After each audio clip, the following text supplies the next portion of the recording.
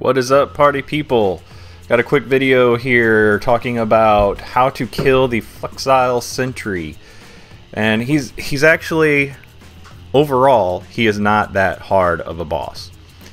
And his gimmick, I guess, is that there are two sides of him. One side has double spiky clubs, and the other side has double curvy swords.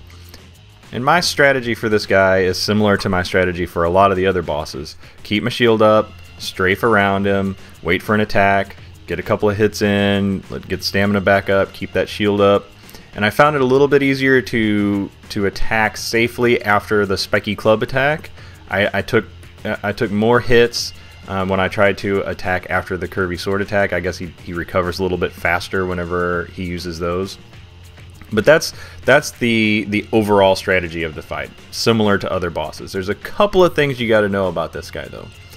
As the fight progresses, the water in the boat there is going to start to rise. And the problem there, I don't know that it ever gets so high that you would drown, but the real problem is that you start to move slower.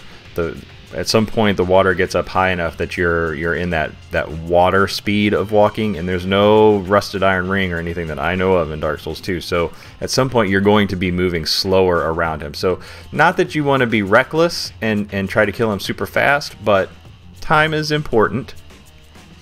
And then the other thing about this guy is his curvy swords they can impale you, and I couldn't. It looks like you can't block it when he decides to do it.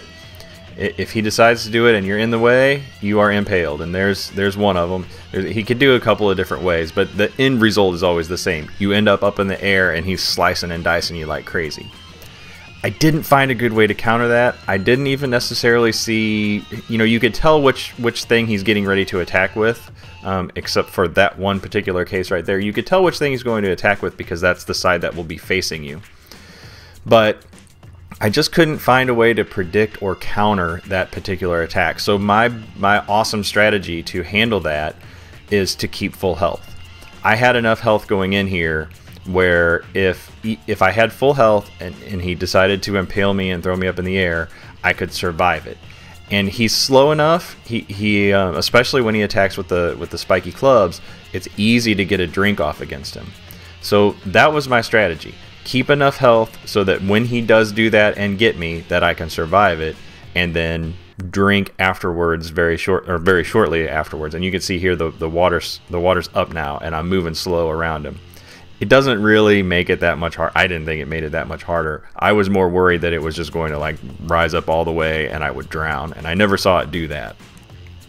So I'll speed the video up here just so that we can see the end of it. But that's the long version of the strategy. Strafe around, keep yourself protected, a couple of attacks after he attacks, and keep full health so that if he does impale you, you can survive it. And if you find yourself with not full health, you just keep your distance. Don't worry about attacking when you don't have full health. Just keep your distance. He'll eventually use spiky club on you, and then you'll have plenty of time to drink. And then it's just kind of repeat and finish him off. And that will get you out of No Man's Wharf. And I don't know about you guys, but I was real happy to be done with No Man's Wharf. And that's it. That's my strategy for killing the Flexile Sentry. Hopefully that helps you get through this particular part of the game and on to the Lost Bastille.